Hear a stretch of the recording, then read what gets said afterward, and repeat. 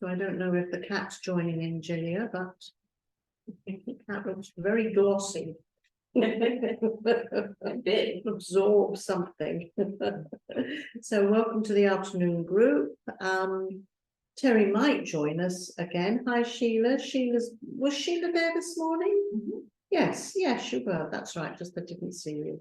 So yeah, we'll see how we go. So I hope you enjoyed this morning. I felt like we got through a lot of issues, and there's probably room for discussion there. And hopefully we can have some discussion group. You know, maybe whoever's up here can be in a breakout group, yes, at some point. And then you guys can discuss, and I'll wander around a bit, keep out of your way. So it would be nice to do that. So you stay with us. And what I want to do to begin the afternoon is just to briefly recap, because that will help Julia. And I see no reason why I can't let this PowerPoint be available. Yeah. So I might adapt the notes or something, and I'm using it next weekend, but I can let it be available for later, for those of you who've missed anything. And it's on recording. And of course it's on recording. So if it's on recording, are they getting the PowerPoint as well? You're getting what's on the screen. Oh, then it doesn't need it. Then that's fine. That's fine. Okay, so that's covered. I think some people like PowerPoint because then they can print it out and like write notes on it. Yes, yeah, that's true. Terry's back. Yay! So a small recap, and we'll do that sort of as a meditation, just a reflection on what we've taken from it, with a little bit of a reminder of the main points that were made before we move on this afternoon. And I don't think I'm going to start the afternoon with a long meditation. I don't know about you, but I've been treated to a lovely meal and quite likely to drop off asleep. I think it's got a special name, this spot after lunch, for trainers. It's called the dead zone, when you have to watch out for people falling asleep because they've eaten. So we'll try and keep it light and engaging. But okay, so let's just do that reflection.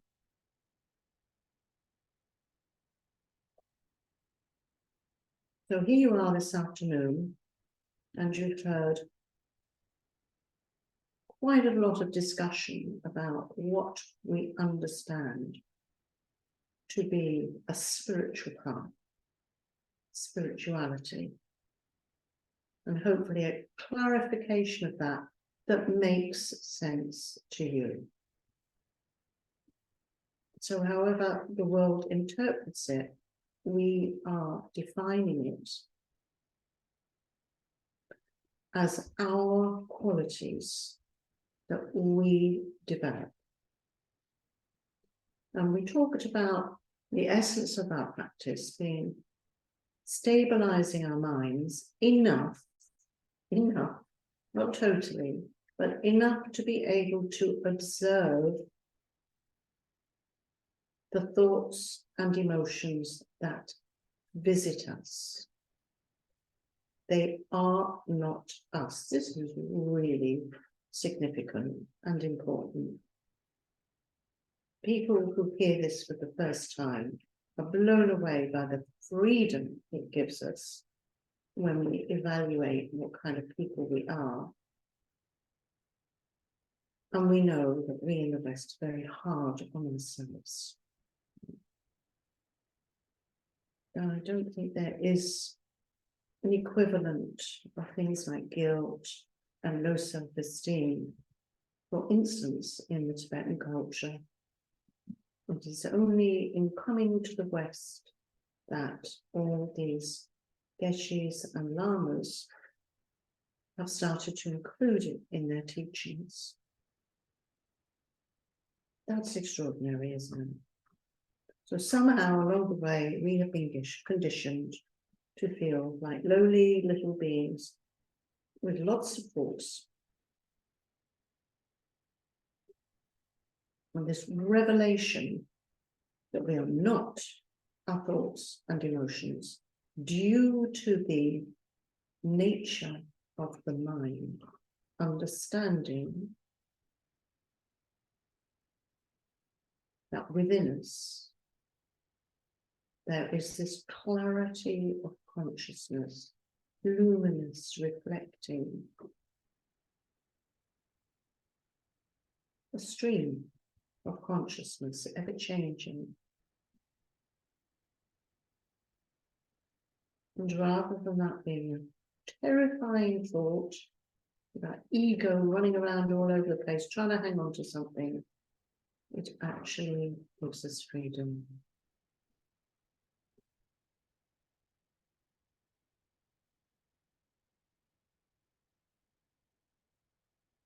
We also considered all the things that distract us in a very capitalist, materialist, hedonistic world. Now we really are in an unsupported situation if we're trying to be spiritual in this kind of world. So to find community, to find teachings, to find guidance, is extraordinarily fortunate.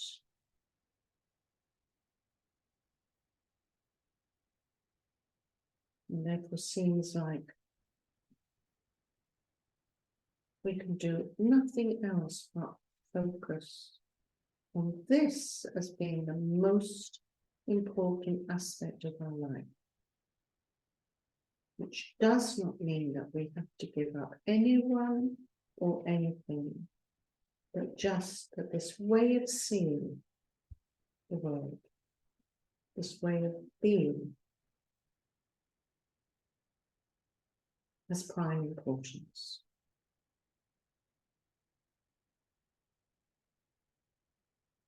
So just a few minutes of quiet now while you think and reflect and just see where your feelings go with this. Pleasure, displeasure, neutral. What really rocked your boat this morning? Hit you?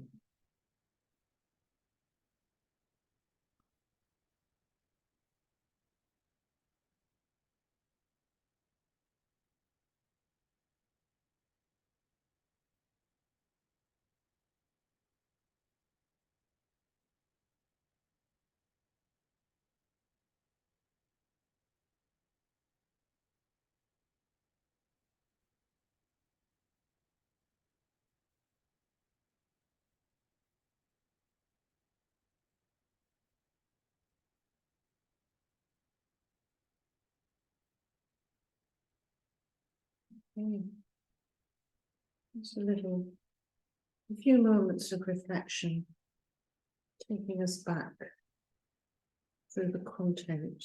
And now here we are, picking up from this morning's discussion to look at this physical aspect of us, this very subtle response we have in our bodies to stimuli, our feelings of pleasure, pain, and neutral. And we use the example in the meditation of, that we think we are accepting, but we're just waiting. That was a lovely example that was brought up for us. So let's continue with that idea and explore this a little bit further. So this is our non-physical world.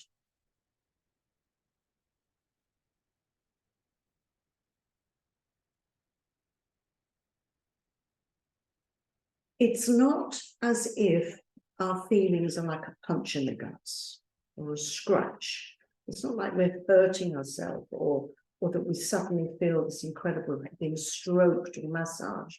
It's experiential. It's a little bit like, you will know that when you get very scared, there's like almost a feeling of sickness in your body, or the heart pumps differently. So that the feeling is stimulating those responses. Yeah? The feeling. So it's very, very subtle. And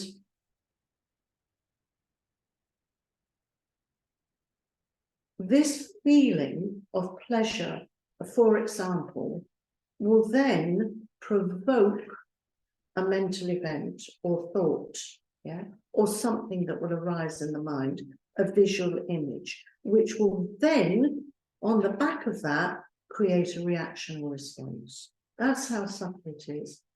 And I often use this example, especially when I'm training people who work in organizations and offices, of how, and I often will get up and walk around and do this, but imagine, and you may have been in this situation yourself. So you're in a corridor, and in the distance you see two of your colleagues, and you're walking happily towards them, and then they're talking and laughing with each other, and then just, you know, when they turn, somebody sees you and they stop laughing and talking. Simply that. Yeah, simply that. What is the feeling? Anybody? What is the feeling? Not the thought, not the reaction, but the immediate feeling. Can you give it a color or shape or describe it? Hurt. Some kind of hurt. So so that means there's a kind of clenching or a closing off. Yeah. It's very subtle, isn't it, to try and describe that? And there's a darkness to it. So, okay. So then the thought comes. What might the thought be? If anybody up there in space wants to contribute, please do. Just raise your little pinkies. They're talking about, the thought would be they're talking about me, and if they're stopping, it's something, it's critical or something. Yeah, perfect, perfect. It's all about me. It's all about me, and it's definitely critical. Yeah, okay. So that's the thought. So the emotional reaction or response, let's go down that route. What's the emotional reaction or response?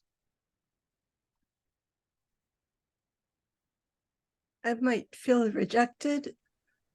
Yeah, you feel rejected. You feel hurt as a real pain now. Yeah.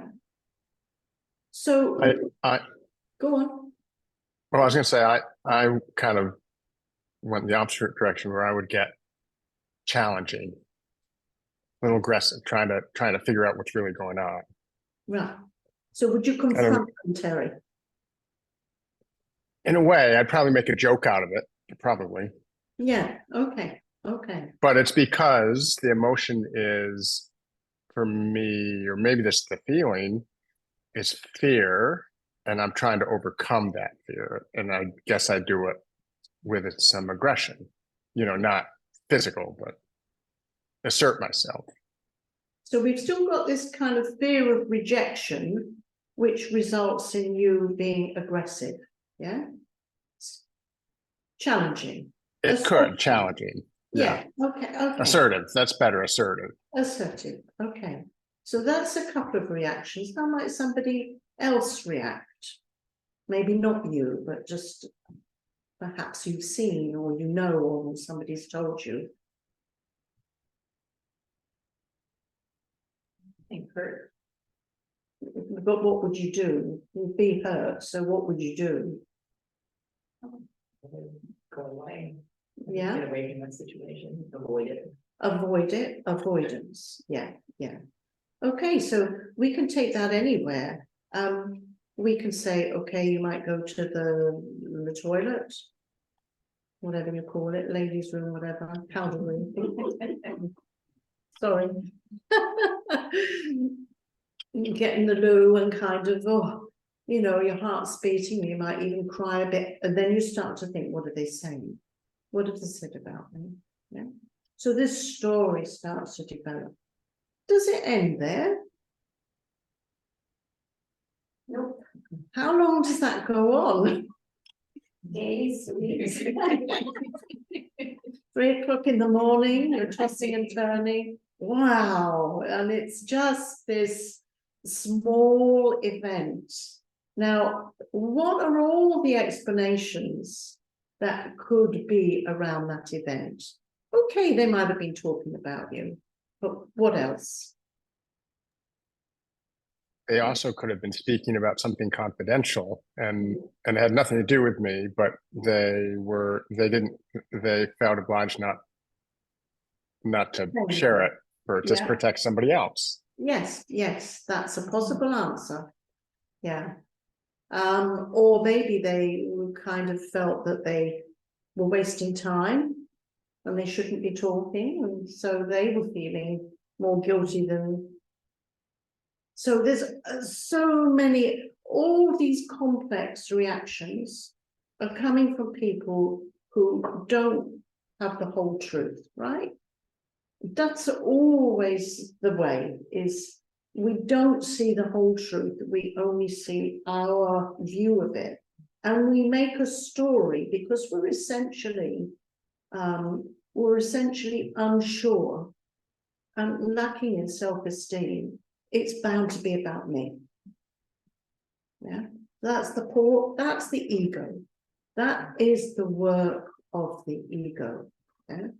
So this is why Terry was saying all those thoughts coming up. This is why we have so many. They reckon that we have over 60,000 thoughts a day. That's modest. That's unbelievable, isn't it?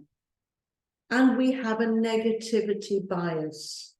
So if we walk down the street and somebody gives us a look, we will think it's because we've got something on our face, or we don't look good, or they don't like us, or with the wrong color, or whatever. Yeah, there'll be a negativity bias. And that's how we live, because the ego is so shaky and scared. And so that is why it grasps onto anything that is going to make it feel good. So then you get, here's my friends, and here's my enemies, and you I don't care about at all. Yeah, but you lot, I know, are nice to me. And then if anything happens around that, then you know, there's real trouble. And I'll tell you where it happens most: on the playground. On the playground. So it is very common, and this sounds terribly sexist, but as a teacher and also somebody who's kind of read some of the psychology around this, it's very common for girls, when they're deciding what to play, they decide first of all who they're going to play with, and then they decide what they're going to play. Now with boys, they decide what they're going to play, and then anyone can play. Yeah. So the whole idea around women being more emotional is actually can be very beneficial, because they're communicators, they're connectors, they create positive situations. You know, if they're setting anything up, then they will be the ones that first of all bond, and then they set it up together. Whereas a man will have a different approach. The job needs to be done. Yeah? And then if you can have a chat later, you can, you know, if you have to. I'm generalizing. But there's some truth. There's some truth in this. So something like that event in an office or an organization is it's going to be an emotional meltdown for many people, simply because they lack the security of who they are. Yeah, simply because of that. So if we're looking at utilizing mindfulness, then we want to utilize mindfulness on these particular events that happen to us, which is why the 4 applications of mindfulness in Buddhist teachings are on these very similar experiences. So we look at the sensations of the body, we focus mindfulness on the sensations of the body, so that we become used to where we're holding tension. Yeah? And therefore where the pain is. So it becomes a very subtle way of managing your physical health. On feelings of pleasure and pain, that's where you apply mindfulness to feelings. That's why these meditations are so subtle, but they build up an incredible quality of well-being, so that in any situation like the one we just registered, they'll be able to notice, oh, that's made me feel like, oh, that's hit off that one, oh, that's hit off that. It's not the truth. And even if it is the truth, so what? Objectivity comes in. You also apply mindfulness to the thoughts and emotions, as I've just said, and also any mental events. This is more tricky. It's not really difficult, but it's not in our usual everyday experience, but objects of knowledge and any appearing phenomena. So, you know, if you suddenly have, for instance, a dream, or in the daytime, you visualize something or just think of something completely random, instead of it affecting you emotionally, you just observe it as a mental event.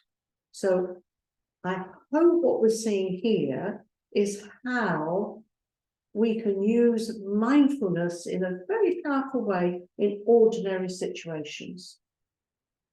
So traditionally, because a lot of us are practicing Buddhists here, traditionally, we would do this in order to stabilize the mind and move on to shamatha, to concentration, yeah?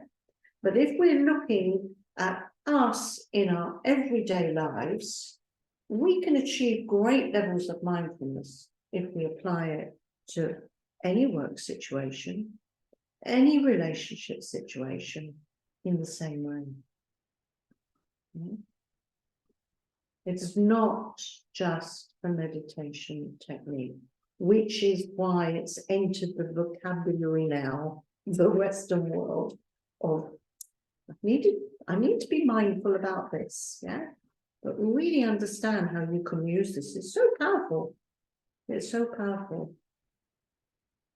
And if we're also managing that little ego, then you can see again in that illustration that I gave of you know, how you would be able to go, oh, that's just you being scared of being judged, or that's just you thinking that you're paranoid. You know, you start to recognize that that's a pattern of mind, yeah? And even if they are talking about it, so what? Who are they? Much more of a man's view. I hate to be sexist here, but it's true. They wouldn't give a shit, honestly. A lot of them. But women, left out. See? But not of weakness. There's lots of strength in that. But we need to watch it because it gives us a lot of pain. Definitely gives us a lot of pain. Okay, so I know this looks weird, but go with me because I'm just going to take this a step at a time.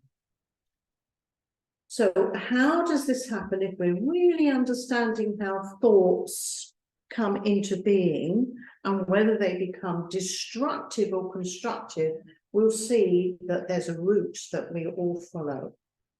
Now then, oh yeah. So we're sensory beings, just like we were going down that corridor, we would be seeing the people, we would be hearing the laughter and chatter, yeah? That's how we're experiencing that event. So through our 5 sense awarenesses, which are neither wholesome nor unwholesome, because they're perceptual. That first moment, the first moment I touch the cup is perceptual. Then I start conceptualizing about it, okay? So I see it, I can smell the tea, I can taste it, I'm not sure I can hear tea, but anyway. And I touch the cup, okay. So I have that experience. The nature of my mind is knowing. It can know objects. I have come across mug before of tea, so therefore it's an object of knowledge to me. I've got it, I know it. That's tea, I can drink that. Okay. It then goes on to my sixth awareness, the mental awareness, or consciousness. Yeah. And then what happens is becomes either wholesome or unwholesome because I'm conceptualizing. So instead of being mindful about it, I'm going, well, I could go. I've got a choice. That's what this is showing. Okay, let's show the rest. Wholesome and unwholesome. Okay. So I could go, oh, they give me this really cheap mug. Oh, they don't know how to make tea reasonable. Okay, I could go down that route. Yeah. That's my mind. It's nothing to do with that object. Yeah? It's my conceptualization about it. Or I could go, oh, they've given me like the Tibet. I love these. They really know how to give me a decent cup of English tea. It smells so good. Oh, so kind. Yeah. It's all to do with me. Nothing to do with that. There's a complete choice. Yeah. And I know we think, well, that might be hard in certain situations, like even the modest situation I've given of the encounter in the corridor, but we do have a choice. We could go down the route, and we all chose the other route because we have the negativity bias. But we could go down the route of thinking, oh, they're having a nice conversation. Well, they must be talking about something that's private. I won't get in there. But because our ego is so scared, it doesn't go down that route. So that's how ego is involved with the sixth mental awareness. It's conceptualizing, and it's quite likely to go down an unwholesome route, which leads to, well, I don't think assertiveness, as Terry described it, is necessarily negative, but certainly anger would be. Yeah, yeah.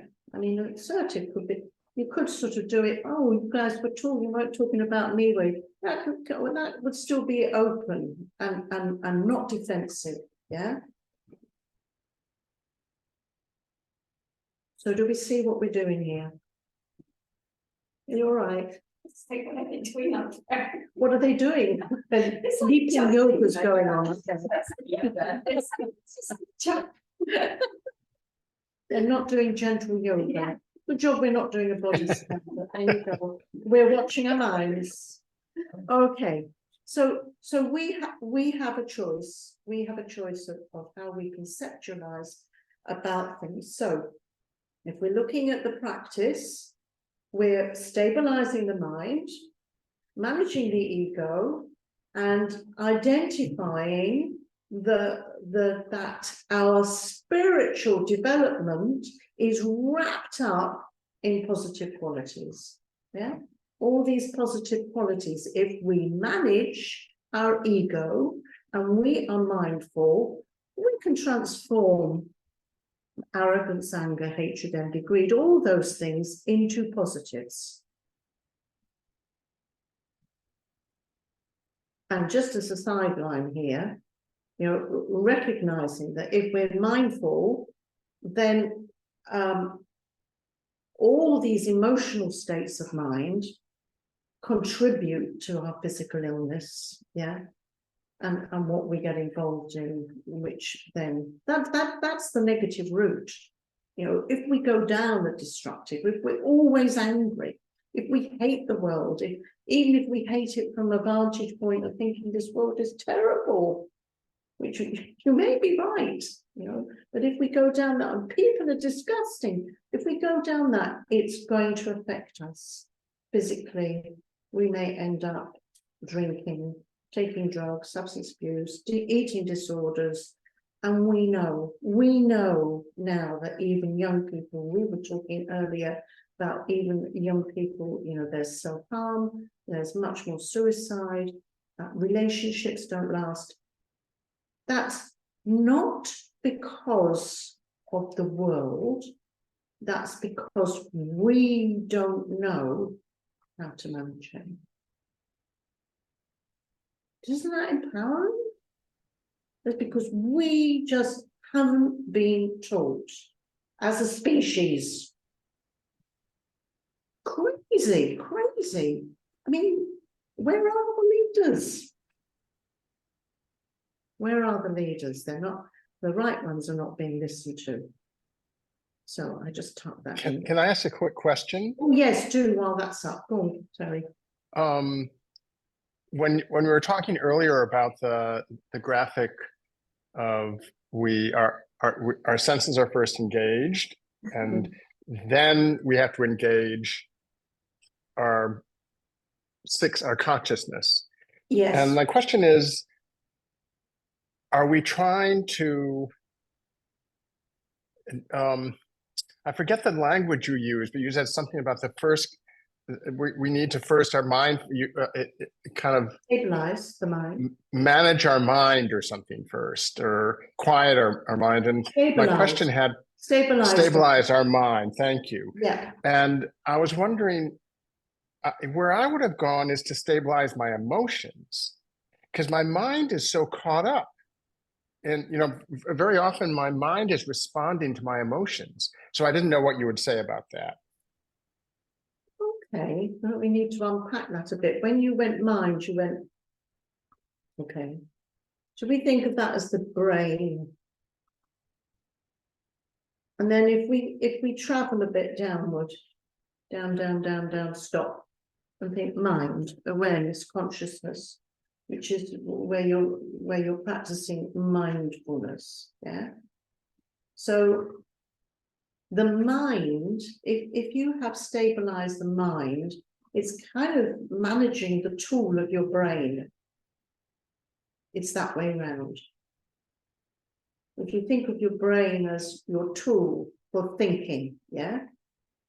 So if your mind is stable and objective, it can then, I mean, if a neuroscientist was in the room, they'd be doing, you know, it pops into different places, and this blob goes all light and that one goes all dark.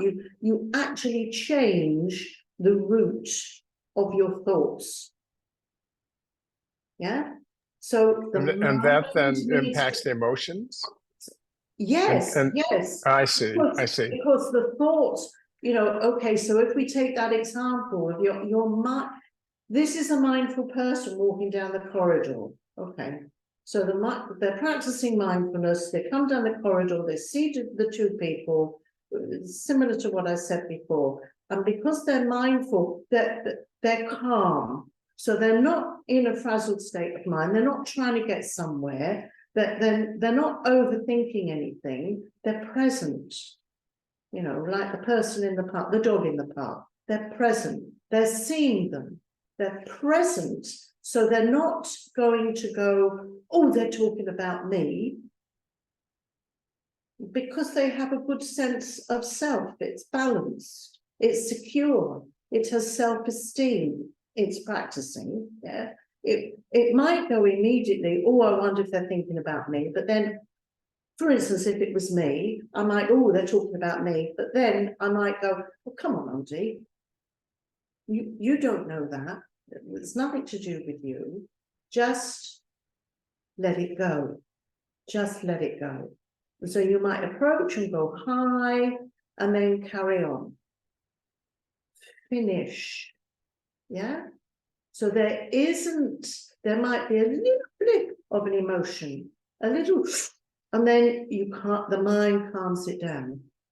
The mind calms it down. So the emotion goes or is cut before it turns into a long story. Yeah. And the thought is ended, it's gone. It's being replaced by the 59,000th thought or whatever, how many you're having that day. You see how important that understanding that objectivity. Because we have the objectivity of that, of the nature of the mind, that calm mind, and we understand what the ego gets up to, we can then nip it all in the bud. And that's what the practice is. Nipping stories in the bud. Yeah. That's super helpful. Thank you. Good. Well, I'm glad about that. Okay. So you would say the mind is Yes. objective, and Sorry? the mind is objective in the way it Yes. interprets things, whereas the emotions are subjective. Well, okay, let's just go back here a minute. Let's not get this, yeah. Okay. The sensory creatures, yeah? Okay. Cup of tea comes onto my mental awareness, which is then going to conceptualize. This isn't the nature of mind. This is the mental awareness. It's actually one of the, oh, damn, what should you call it? We've got 51 of them. Sorry? Yeah, Mental factor. mental factors, yes, mental factors. It's one of the 6th mental awareness is a mental factor. Yeah. So we experience it, it goes on to the mental awareness, it can go down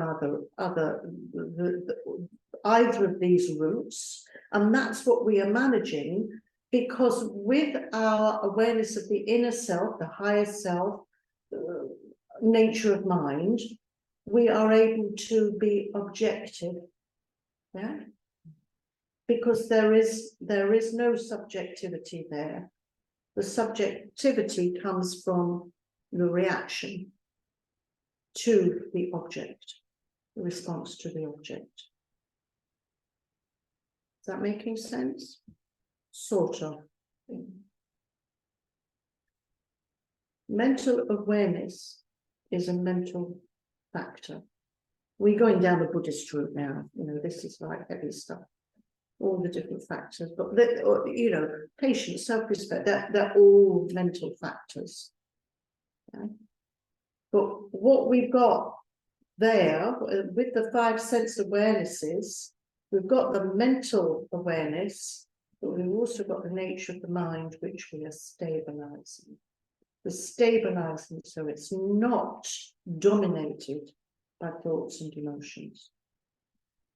It's calm. Yeah. I was just thinking, it's you know, we're just used to, I think, the language in which we talk is like neutral. Yes. And then the virtuous and non-virtuous are Yes. ones that color it and Yes. make it subjective. So I Yes. think that's what was throwing me off too. It's like, Right. we just use the word neutral.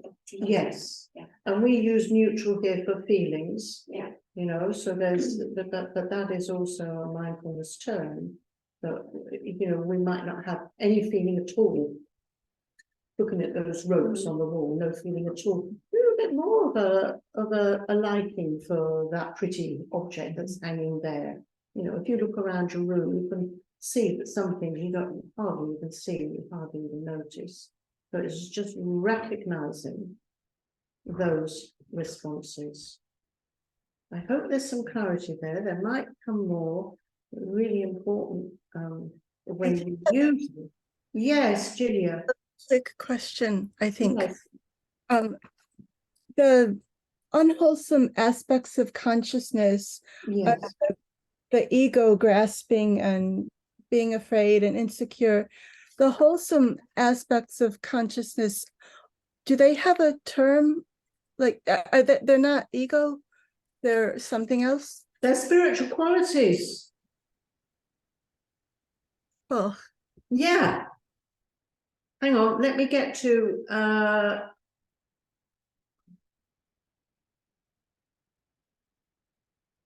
I'll come back to this later. There you go.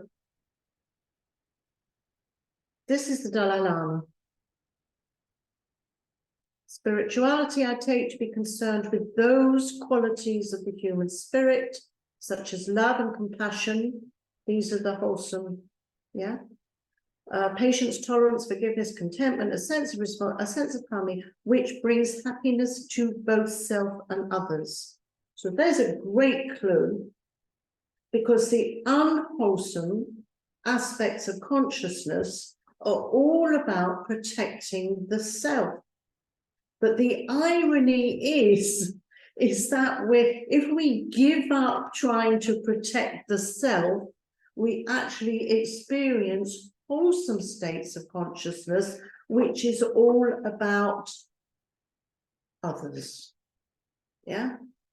It's all about our relationship. Look at that. Patience with others, tolerance of others, forgiving others, contentment with what we have, a sense of responsibility towards others, harmony with others, brings happiness to both self and others. If we're content, we're not a pain in the ass to somebody. You know, we're not being that person who is like, oh, just give me a rest. Contentment is also a quality which is important to others. Those are spiritual qualities.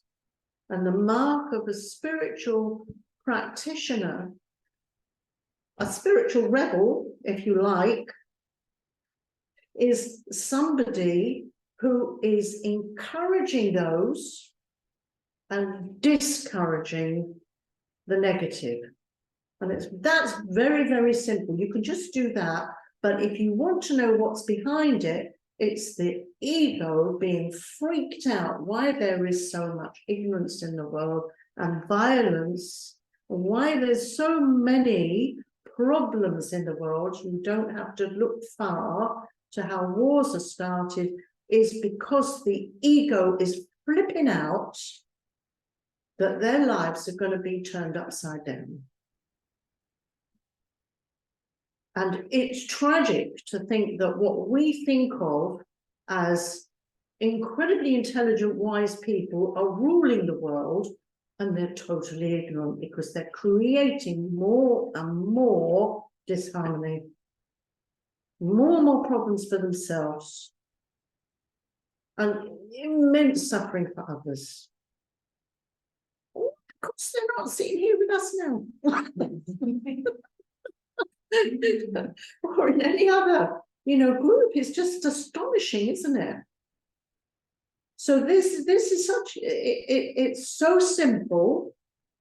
It's been spoken about, it is spoken about, but it's still a marginal activity, because people, as we looked at this morning, are so distracted, so sedated, that was the word, so sedated by the norms of society, capitalism, materialism, hedonism, war, reputation, fame, etc. All the things out there that people are going, oh yes, please, I can make you happy.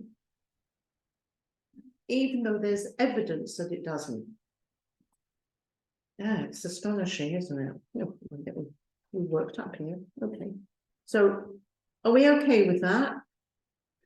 Yeah, great. Okay, so I'm just going to go back a bit, because we weren't there, but it seemed important. This is where we are. That's a great critique. Yeah. Love that.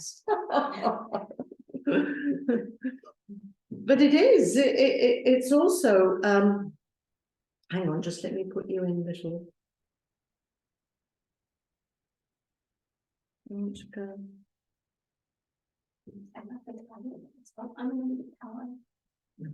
And this was 1960. Oh my gosh, Tony Robbins, Yeah, amazing. yeah. Yeah, and I put this in because I think there is a kind of sad factor now that you can see amongst people, that they almost get exhausted by life and give up on living. And their unwholesome mental states is almost an excuse for being ill. You know, I'm old now, I'm ill, I've done enough, I've had it. You know, they perhaps have very hard lives. And almost like as if they're bringing depression upon themselves. Yeah, it's something I wanted to refer to because I think it's a symptom of this age. You know, that actually, because we are following these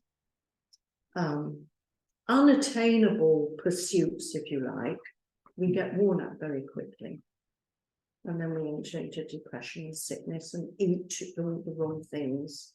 It's almost willing ourselves, that's it, I'm done with this life. It's not bringing me all the things that it says it's meant to on the box. You know, it's just not doing it. So, yeah. And also recognizing, you know, that body language is actually quite important. You know, if you're standing like this, then you're cutting off your heart, yeah? And if you're standing with fists clenched, you need to take a deep breath and let go. I mean, I do this with people for interviews, techniques, you know, just simple body language. You hold yourself up, you feel better. I think in neuro-linguistic programming, they actually encourage, if you're going to have an important phone call, to stand up and do it standing up rather than sitting down, because it gives you more confidence. So the physical, that's the main point of it, the physical is very wrapped up, you know, and our physical health will be affected by destructive emotions. Definitely, one way or another. Okay, so we've got mindfulness, we've got that we can be mindful in order to meditate. Mindfulness meditation is enabling us to become familiar with our minds and therefore manage it. Yeah. When we come out of meditation, we don't drop that. We sustain it in order to avoid all the pitfalls that will take us into destructive emotions. Yeah. Okay. Would you like to do a body scan? I think you deserve it.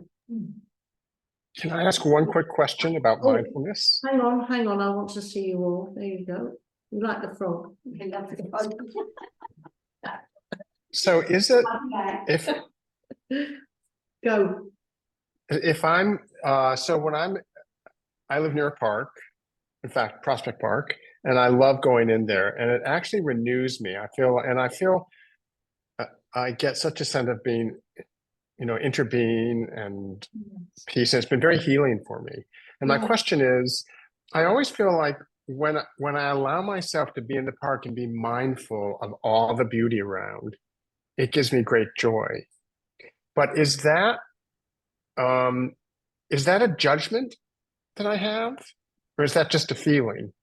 In other words, do I need to be mindful of being too joyful? No, I don't know. It's a very good question, though. Yes, it's a very good question. But I think the natural response would be, if you're getting joy from something, then appreciate it. Yeah. And that appreciation or joy takes us to other thoughts like the conservation of trees, or taking other people to nature. It sort of spreads out into a harmonious thing. be aware of it. And it could be even a little nudge for you to think, well, this tree is giving me joy. So why is it when I'm with this person, they're not giving me joy? Just use it like that, yeah? Which is always very interesting. Because trees Yeah, don't no, have that's to a laugh, do that's they? a good. I have to start seeing people like trees, I guess. Although I realized when you were talking, I realized maybe the issue, maybe the answer to my question has to do with whether or not I become too attached to that joy. Well, that's again So yeah. very Anyway. pertinent, yes, because we have, here's a little story for you. In Northumberland, which is the county that is equally northern to where I live, so you've got Cumbria, Northumberland, Scotland, yeah, and it's very rough and rugged, and there is this tree, this famous tree, this ancient sycamore. Have you heard of this? Yeah, this ancient sycamore that has stood there, and there are calendars and photos. When you go to the tourist places, you get it was chopped down. Oh my goodness, it's like the end of the world. You know, who chopped it down and why, and what are they going to put there, and all the discussion about this. Incredible. But it was symbolic. I think it's symbolic for many people, and that's the other thing, is that the symbolism of the tree that you see in the park might be more important than the tree itself. Yeah. So if that symbolism is yours and can be applied anywhere, if that tree fell down, yeah. Yeah. It's what it means to you. So the tree is a reflection of your inner beauty, actually. And that's what nature does give us, this incredible, because we see change, we see impermanence, we see so many aspects of the truth, you know, that it's been there, but it will pass, that each season it is different. And that it's seen so many of us down the generations. So it's kind of more of a teaching. The tree can be a teaching in itself. So how you view it. But yeah, for sure. I mean, we know neighbours who are incredibly attached to perhaps their garden fence or something. And if anybody knocks that fence down, then it's not just the fence they've knocked down. It's an aspect of them. It's their security. It's their sense of control. They've lost control. So something like that, that's when attachment is a problem. Yeah. Slightly different. Thank you. Thank you. Okay, let's do a body scan. And we finish at 4:30, right? So a body scan will take about 20 minutes. And you guys can lie down on mats if you wish. And if you can lie on your sofa, or you've got a bed, or somewhere comfortable, then do that now. Yeah, because I want to take you through with a body scan, because it awakens us up to all the sensations in our body. Yeah, so that we can manage.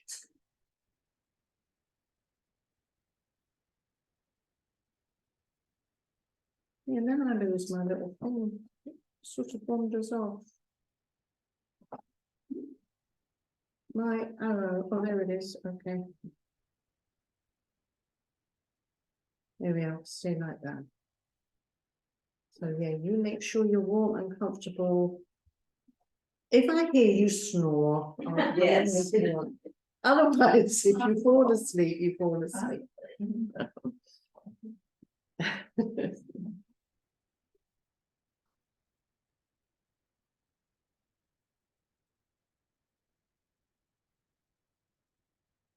Now, with a body scan, we usually do it. I'm talking to people up here as well as you guys getting ready. With a body scan, we usually do it lying down on our backs.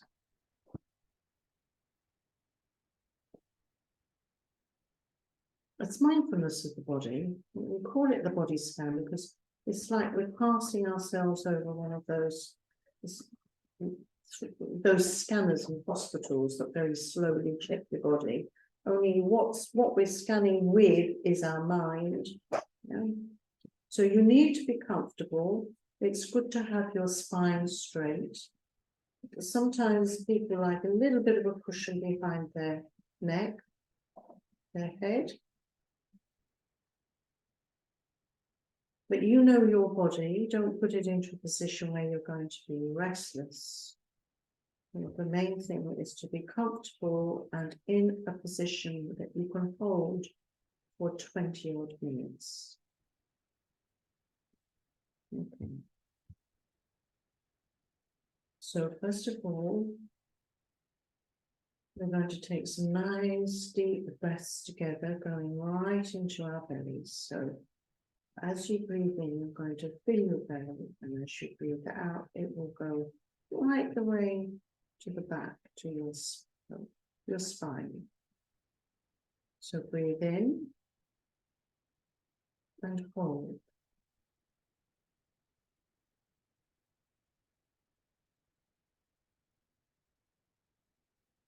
You're really oxygenating the brain when you're refreshing yourself.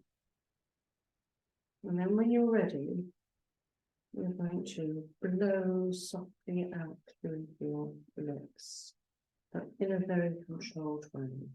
Blowing out and allowing the belly to go all the way back before taking another deep breath in and holding.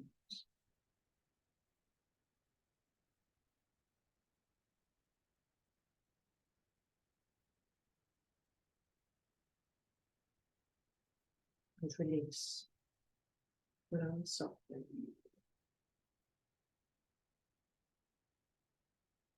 All the way back. One more deep breath in. Hold. And while you're holding, be aware that when you start to let go, you're going to really let go of all the gross tension you can feel in your body, and the obvious tension. So breathe out, slowly, slowly, letting go, adjusting your body as you need to. And then resuming natural breathing in and out through the nostrils if possible, with your belly still rising and falling.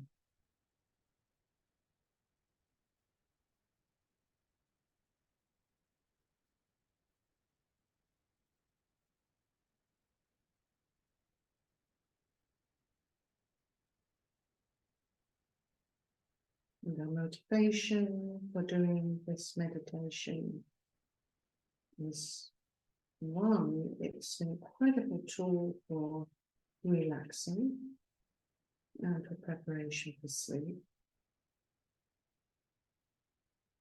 And two, we become familiar in the same way as meditation makes us familiar with our minds. We become familiar with the habits of our body, where we hold tension, so that in our daily lives we can be aware and release.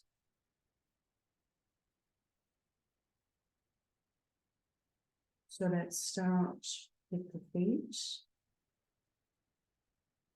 And you're going to bring your awareness down to your feet. You're not moving anything. It's just like you can feel for instance where the floor touches your heels. It's nothing remarkable. But just that simple sensation.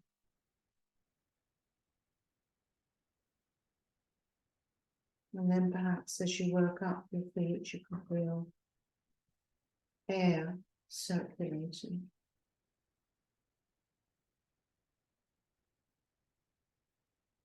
Touch of your socks against your skin.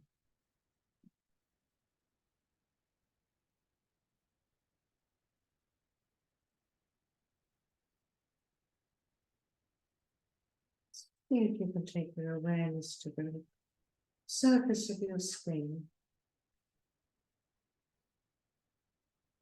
front of your foot, on the back, and all the time we're non-judgmental. This is a fabulous way of developing objectivity. Whether it's itchy, whether it's cold or warm, lose the labels and just feel. Just experience that touch.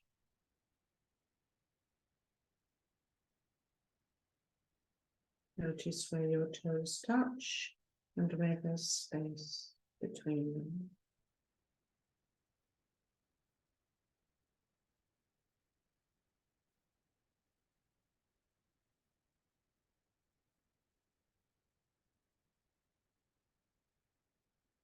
Go inside the foot.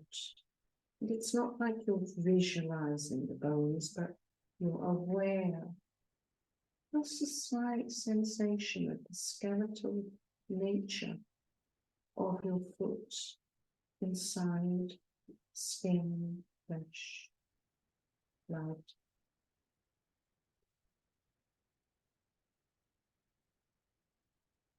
And as you become aware, you notice any holding on and release it naturally. Because it is natural to be at ease.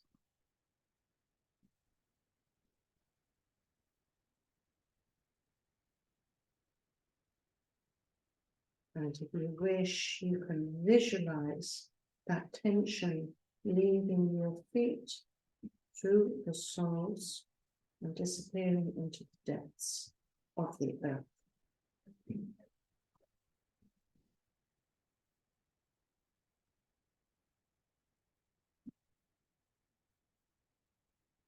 Just before we move up, we need to pay attention to how we are in our surroundings. Are we warm enough? Are we comfortable? Is there anything disturbing us, and what can we do to deal with that disturbance? If you can't change it, then objectify it. No judgment, acceptance.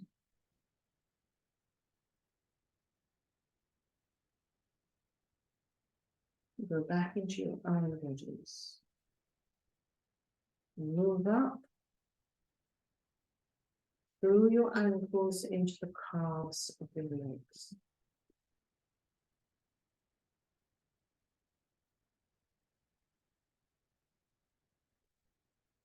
And again, we start externally, feeling where a blanket or clothing is touching.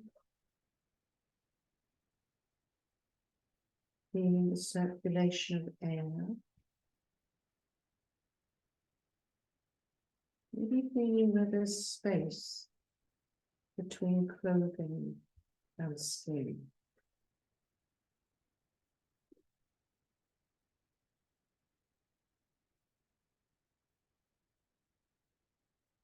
And move on to the skin itself. Any sensations? Front and back. The front, we're aware of that hard edge of bone. In the back, the volume of muscle and flesh. And always the awareness of the heart beating and the blood passing through our veins in every part of our body.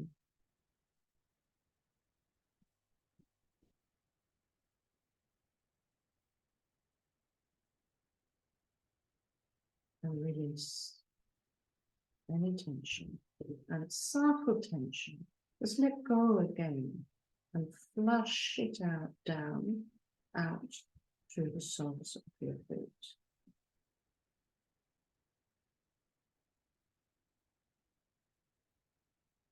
And come up into your knees. Complex joints, complex sensations. Behind, and you're stretched out, quite stretched, with a crease up.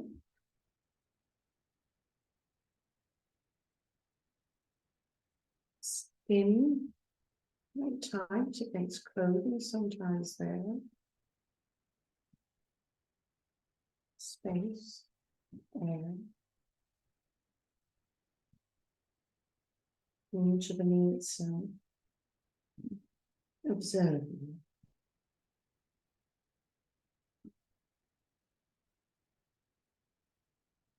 Take a lot of strain of the knees.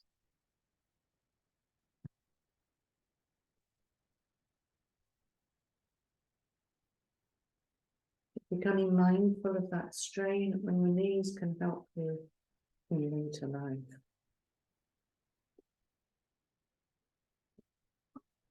And release, flush down, out through the soles of your feet. Into your thighs.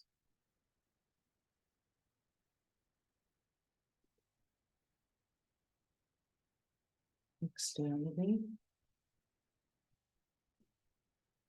Maybe the floor is pushing against the underside of your thighs.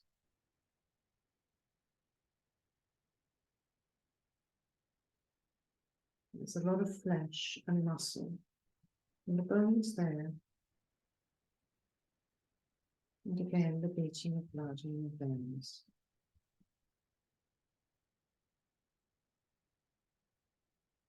Releasing, releasing,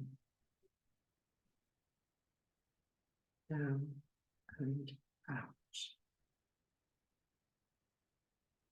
Up into your hips, your pelvic region,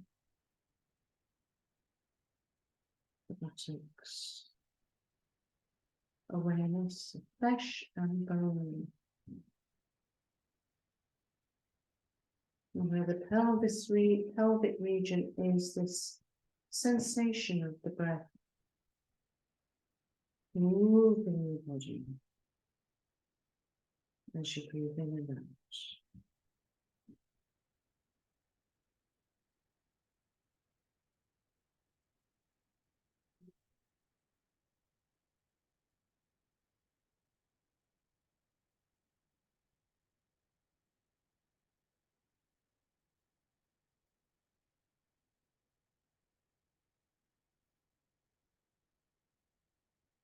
Flush it down and out. Now you're going to move your awareness up your spine, vertebrae by vertebrae, climbing up with your awareness. A place of great tension.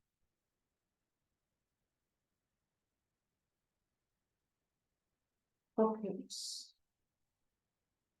of flesh, hollows, muscles, quite complex, the back.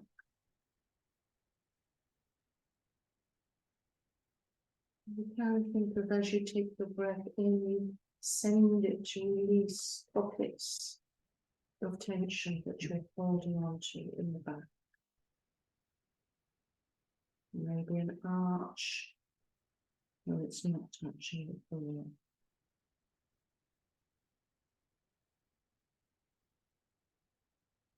We're in the upper part of the body now. So when it comes to letting go of tension, just let it go through your fingertips or breathe it out.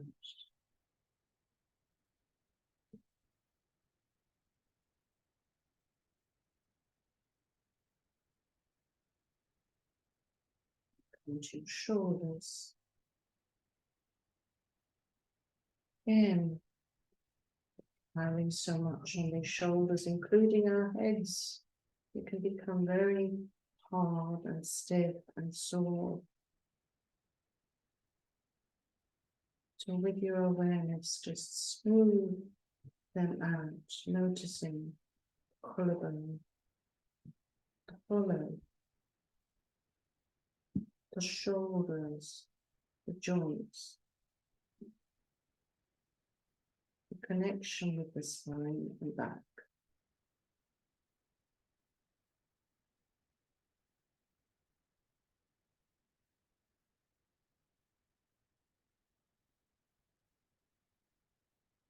Let your awareness wash over them, taking all tension down your arms and out through your fingertips.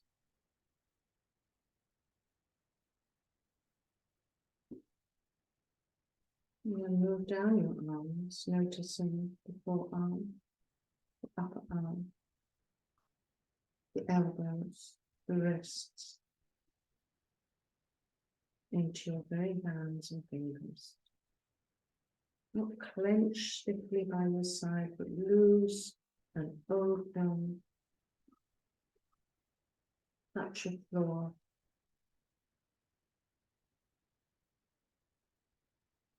Touch your clothing. Touch your air.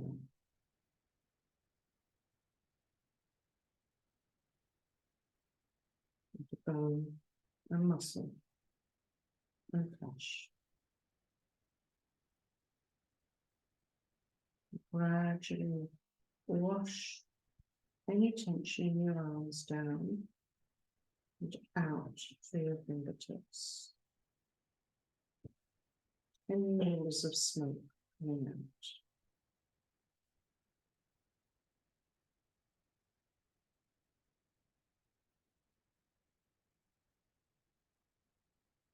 And into your belly. The dark, moist belly, rising and falling rhythmically. Maybe the feel of pressure against your waistband.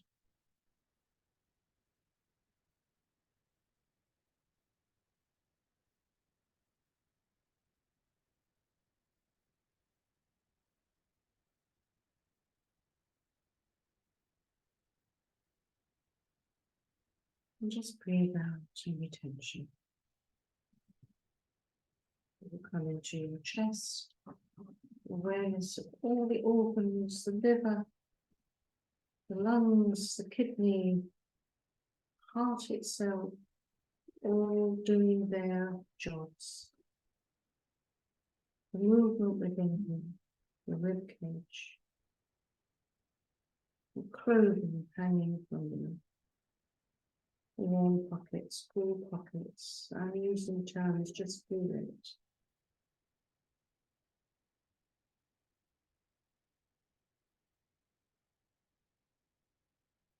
Reject nothing, accept everything.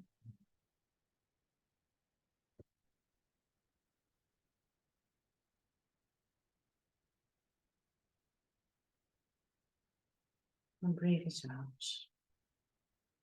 We do hold a lot of tension in the stomach, brings us digestive problems. A lot of emotional reactions and responses lie within our stomachs.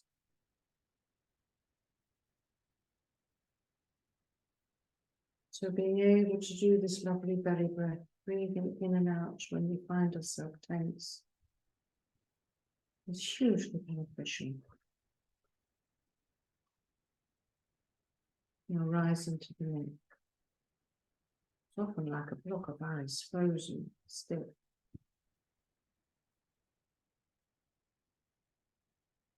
Soften it, smooth it with your awareness. Melt it Feel it like ice melting along your shoulders and down through your arms and out through your fingertips. Awareness of the hollow in your throat and the tightness of your throat.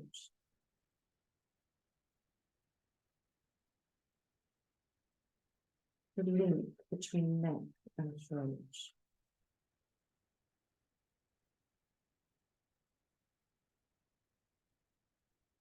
And then rising into the face, scanning quickly through the skull and arriving on your forehead, smooth.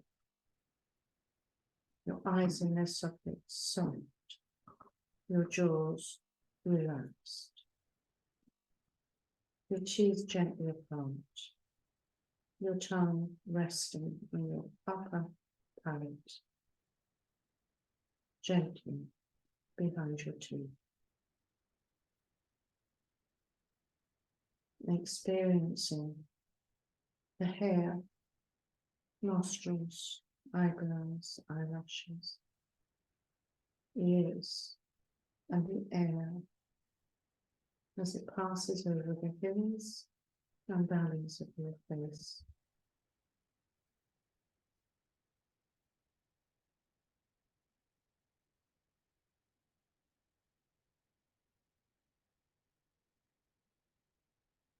Any tension remaining there, breathe it out.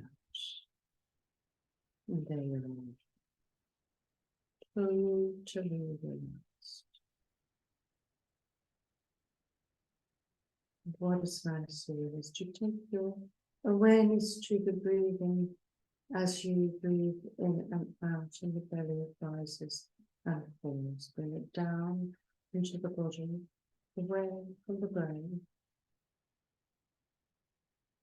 Rise and fall.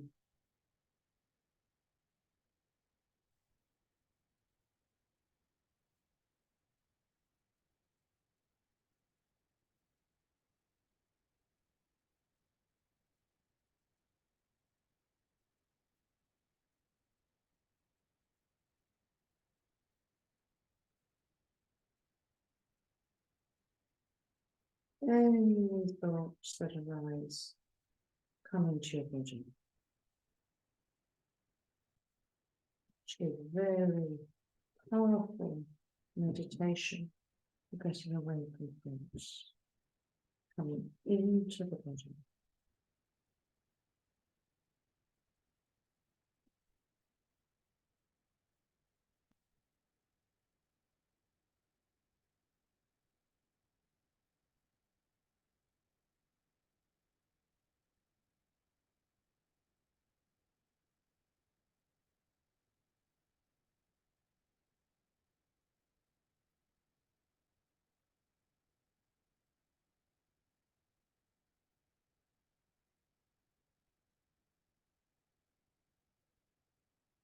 And when you are ready, and only when you're ready, you can roll over onto your side, if that's appropriate for you, and just lie curled in, as if you were in the room. And rest there for a while.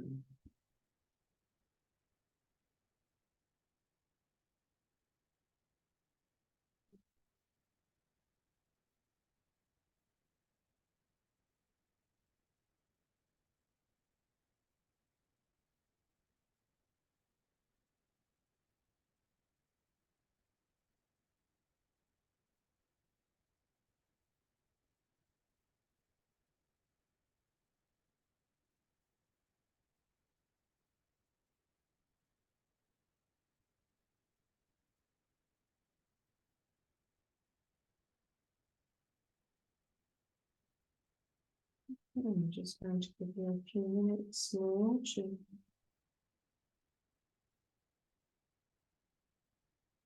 come out of that. It's always good to have a drink of water after this. Do go onto your side just to move your body and flex your fingers and toes. And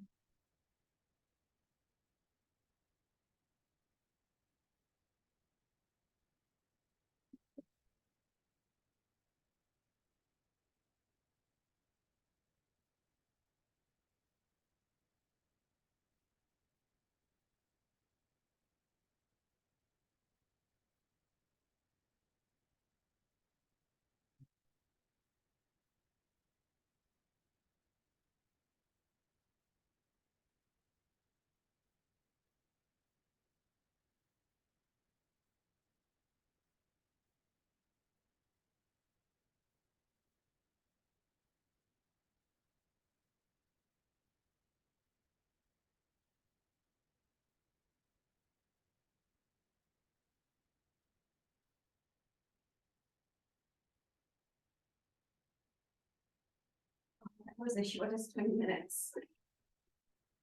25 minutes, Sorry. 25 Yeah, minutes. I felt like I just made it. Very good. Yes, I have to come back after that. isn't it? I don't know if we will. Well, I might just stay out there asleep now.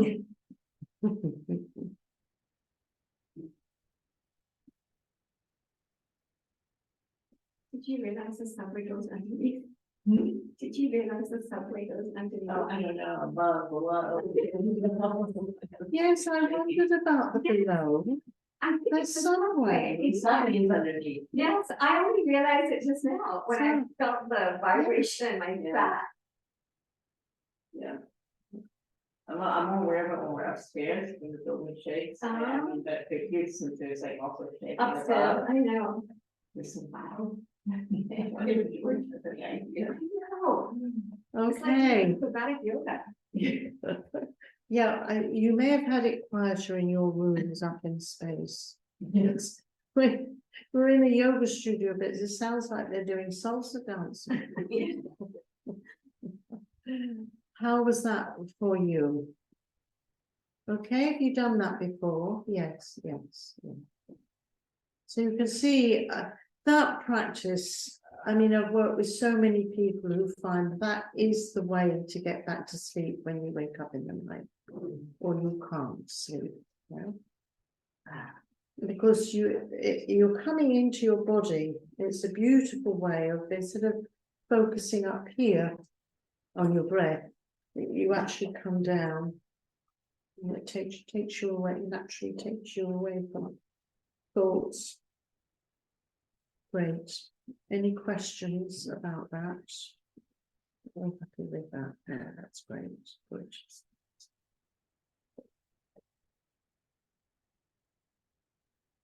Okay, so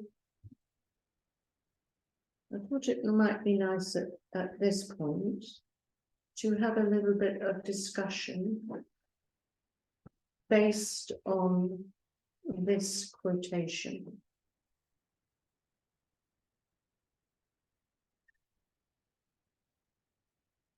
Yeah, this is from a very popular book in the UK anyway.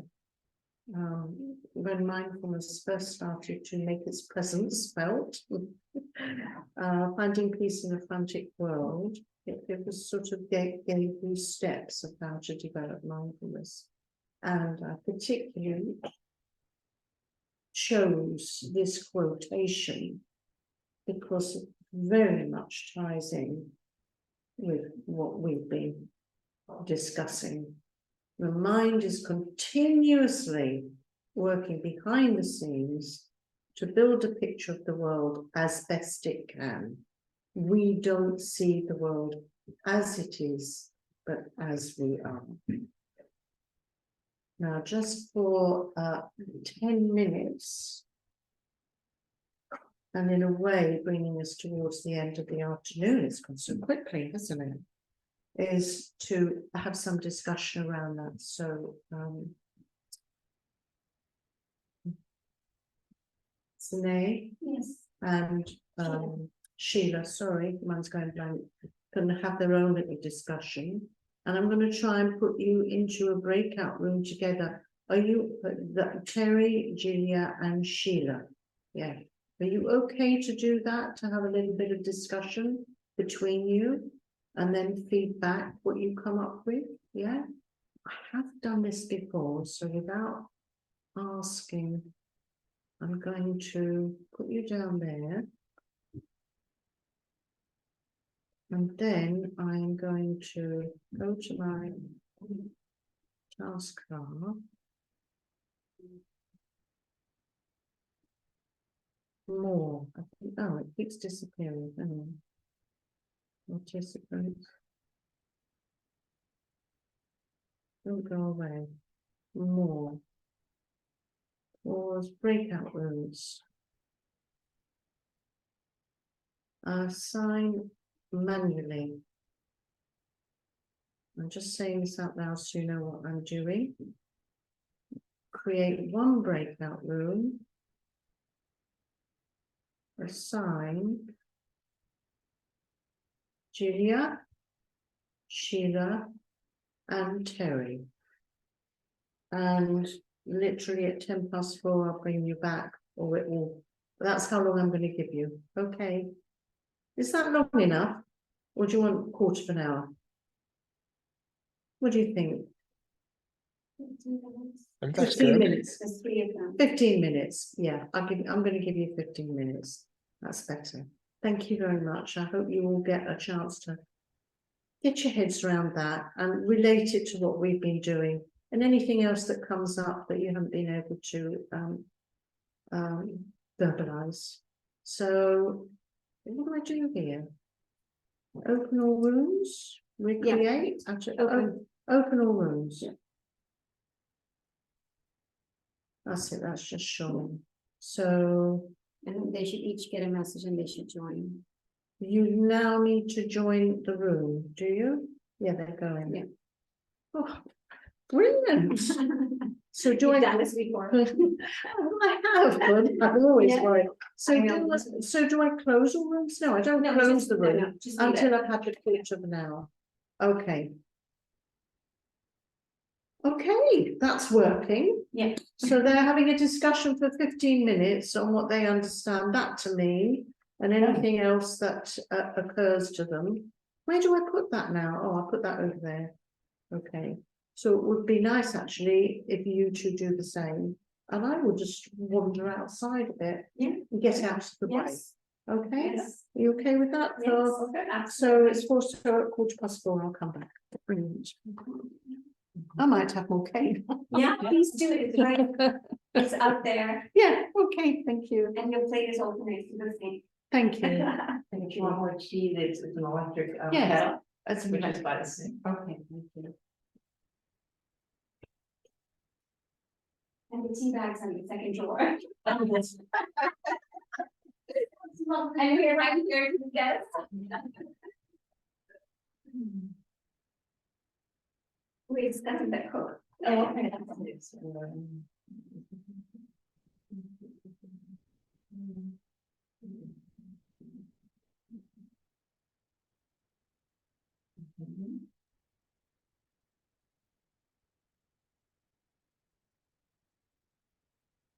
So would you say as we are would be as we proceeded or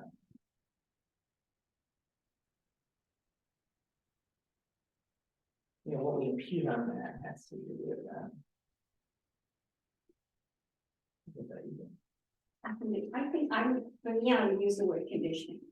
You know, like my own cultural conditioning, my education.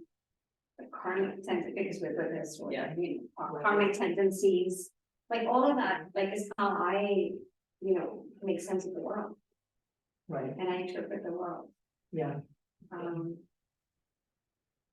definitely the older I get, the more I see like, you know, the way my parents taught me, like that's a filter, you know, what I learned from my husband, that's a filter. Like all these different filters, my teacher, my friends, you know, yeah. Yeah, that random experience that. Yeah, and then sometimes we, you know, we both see the same thing, but then everybody comes away with a different reaction. We can join in a discussion. Oh. Oh, we're on. Oh, wait, I guess there's nobody, everybody other than the they can't hear us. They should not be able to hear us. That's why I should pause recording. Is my yes. Oh, recording. Oh, okay. Also, we touched on that everyone is basically a mirror of ourselves, and to ignore that the interdependence it isn't good. I don't know what we said about. Well, that's a really good observation, because you know we reject this isn't us, but you're saying actually every person is reflecting back to us what we can choose to think about them or not. Yeah, our prejudices, our conditioning. That's great. Okay, what about Terry? What did you, can you add anything to that? Or is that finished? No, well, I feel like Sheila and Julia have been doing a great job. The Yeah. one thing I would add is part of their conversation early on were the impact that cats have on our lives. And I don't have cats now, but I have had cats, and they both died. And the stories were about how that our reaction to the cats actually, we have choices in terms of how we react to the cats, and I hope it's all right, Sheila, that I just shared that you have a cat who likes to eat a lot, and every time Sheila would start to meditate, the cat would come over and stop meowing very, very loud, and it and so there was this kind of process they went through, and Sheila eventually realized, oh, I could get up and feed the cat and continue my meditation later, as opposed to seeing the world as, a cat is bothering me and I get up and feed it and I guess that's done for the day. Yeah, that's it for the day. Yeah, right. And there were really interesting stories about how that's in some ways this great example of how all the stuff that comes to us and how we kind of the story and the stories that we create in the background that then drive what we end up doing or feeling. Yeah, I really appreciated both Julia and Sheila sharing those stories. I'm glad you were able to have that discussion. And what we haven't got is there's just Sheila here who can see your faces, isn't it? Yes. So maybe tomorrow anyway, we'll talk about that later. But yeah, I'm seeing you as well as hearing you. Yeah, working behind the scenes, working behind our backs almost, as if we were out of control. There was lots of specific words there that made a lot of sense. And yeah, and it's seeing the world as it is, but as we are, means that there's, 8 billion humans, never mind cats, in the world. Yeah, 8 billion humans, all with their own experience and view of the world, and we wonder why there's war. It's kind of crazy, isn't it? Yeah, all coming at it from different angles. So it is remarkable that we do actually, generally, many of us live in harmony. Yeah, accepting and tolerating. And I think it's also obvious from what you're saying, what you're all saying here, is that we're already, most of us, I don't know about, well, Julia, I know, has been doing meditation. I'm sure Sheila has some background of it as well. I don't know you personally, but you're all practitioners. So it's already in your minds, this understanding, and how, it might go deeper and wider, but this initial realization of we aren't our thoughts, that we can control them, we can manage them, stabilize our minds, and that we have these spiritual qualities is really, if you like, the realization of today's session is we are spiritual beings. Yeah. We are spiritual beings because we are engaged on the tough path of developing these qualities. Yeah. And if that's what you go away with this evening, everybody, I think that's fantastic, because it might be a tough path, but what's the choice? The choice is yuck. The choice is a hot tub. The choice is, oh, okay. No, I'm just joking. But no, people, lots. It's a good point. Okay, so let's see where we're. Any other comments before we move on and complete the day? I want to take you also where we're going tomorrow. Yeah. That's great. Ego, the cat's there, and the dog, as well as the ego, so it's very appropriate. So there we are, developing our self-knowledge. So if you want to go for a walk this evening, you know, managing yourself without damaging yourself. Gentle ego busting. Yeah, not ghost busting, not spirit busting, but ego busting. I think the secret here is to be, you know, if you take your ego for a walk, befriend it, be kind to it. It's just a scared baby. And, you know, all these attitudes we have, or the ego has, of being, just notice if you've got an aggressive or defensive. I mean, my ego is so defensive.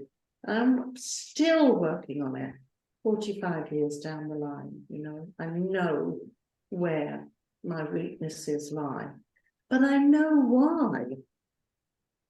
And that's also important, is that I think Western therapy that we've developed, you know,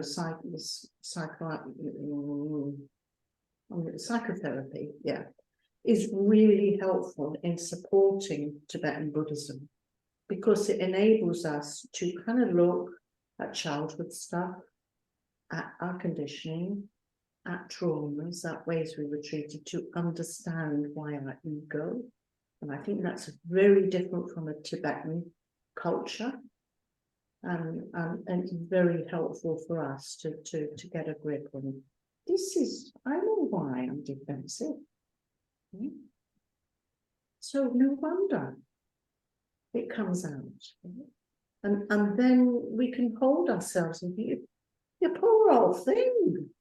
There needs to be self-compassion, and needs to be warm, not a kind of hard line. You're not the tough parent. Doesn't work, actually. Tough parenting literally doesn't work with kids. It makes them secretive, dishonest, all those things. It makes them shut up, they don't open up.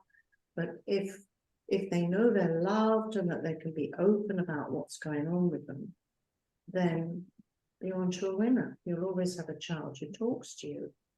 And it's the same with the ego. Don't deny it.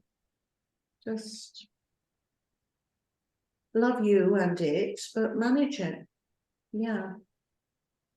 Sorry, I interrupted. No, it just prompted me when you were talking about the title for your next workshop: ego busting and befriending.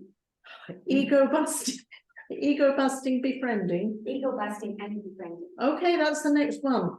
There you go. Yeah, that's a good one, isn't it? I like that.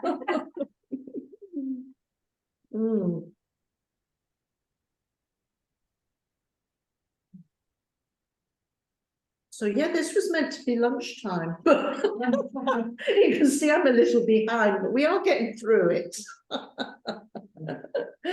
So, but it's appropriate now for your evening meal, isn't it? To just be present with it.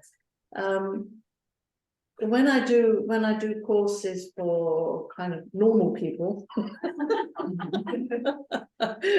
I will often bring in chocolates or raisins and say and make it mindful eating, where they're just smelling and tasting and experiencing and suggest that they go away and have their lunch like that. They're very capable of doing it with one chocolate, but when I asked them later if they did it at lunch, they just sat down with everybody and you stuff it in, you don't taste it. And we rarely mindfully eat because we've made it a social occasion. And this is tomorrow. So we're going to look at the self that we're always talking about. We're coming back, there's Lama Yeshi and chocolate cake. We mentioned that earlier. And we're going to focus on the development of emotional intelligence, which is lots of reflective techniques. So that's you thinking about yourself. So There you go, there's you and your brain, it could be you and your ego, couldn't it? To the session, and we'll have some fun with that. So thank you very much. A small, select, perfect group. Thank you. Thank you. Thank you. Time with Thank my you. Yeah, thank you. I hope to see you tomorrow. Have a lovely evening. You too. Thank Okay, you. Bye, bye-bye. everyone. Bye. Bye-bye. Bye. Bye-bye. Now then, I have to end Zoom now. Here's another task. What do I do?